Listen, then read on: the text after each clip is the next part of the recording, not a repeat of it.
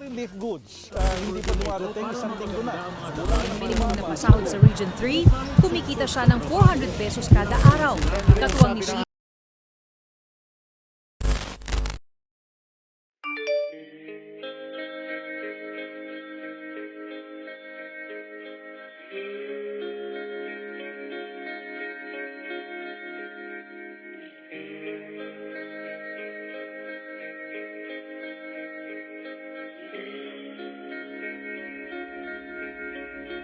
Pagbukas nga muna ng TV.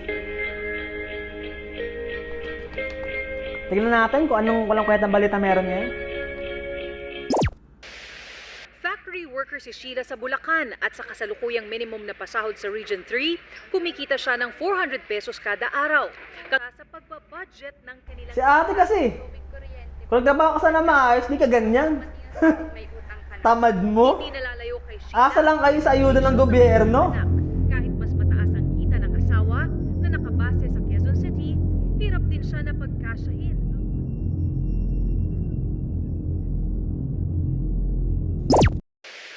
Todo kayod ang mga construction worker na ito para mapaganda ang mga daan para sa publiko.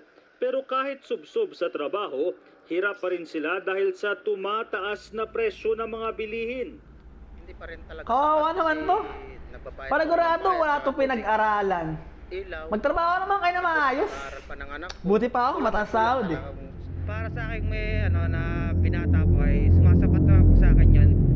Pero kung sakali magkaroon ako ng asawa, baka hindi rin sumapat. Sa pag-aaral ng International Labor Organization. Pero hindi lang pagkain ang kailangan ng mga biktima ng bagyo. Kailangan din nila ng pambili ng mga yero at kahoy para muli nilang maitayo ang kanilang mga bahay. Hirap na kami ngayon. Kaya tulugan namin. Tumutulo ang bahay namin. Wala kaming Salamat! Buti dito, walang bagyo. Walang ulan. Hindi nga kami binabaha dito. Hindi naman kami nakarasan ganyan dito eh. Thank you, Lord! maawa na kayo sa amin. Tulungan niyo naman kami. Si Mary Ann, pinalot na ng plastic ang paa ng pusong kalipunga, pero nasa lansangan ko rin at nagtsatsagang mamalipos kahit pareha para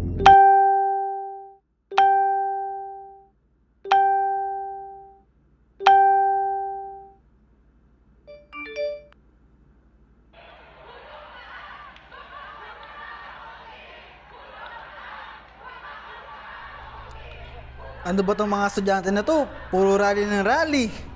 Akala mo may alam sa lipunan eh. Akala mo may alam sa gobyerno. Tas wala namang ambag sa lipunan ng mga to eh. Puro nasa bahay lang to. Wala mga ginagawa. Ano to? Clown?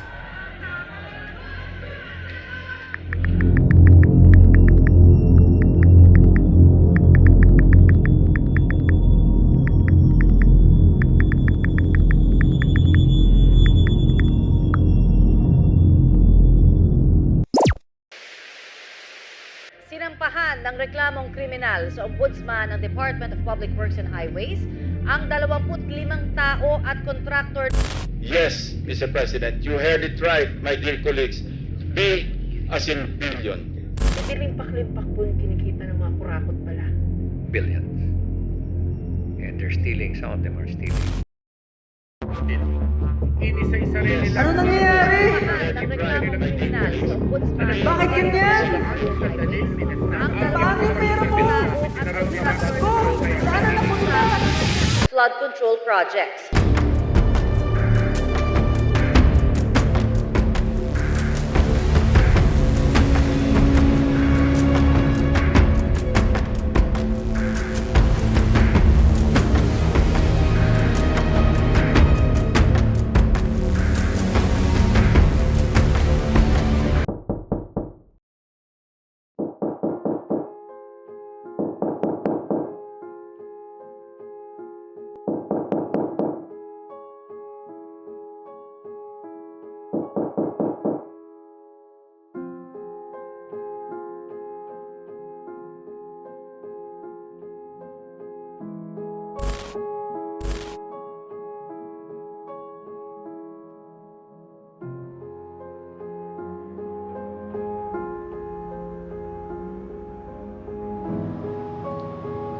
Kamusta ka, Lando?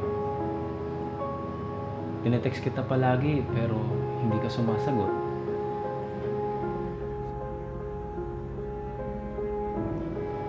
Sinubukan kong kumatok sa pinto pero parang maraming tao.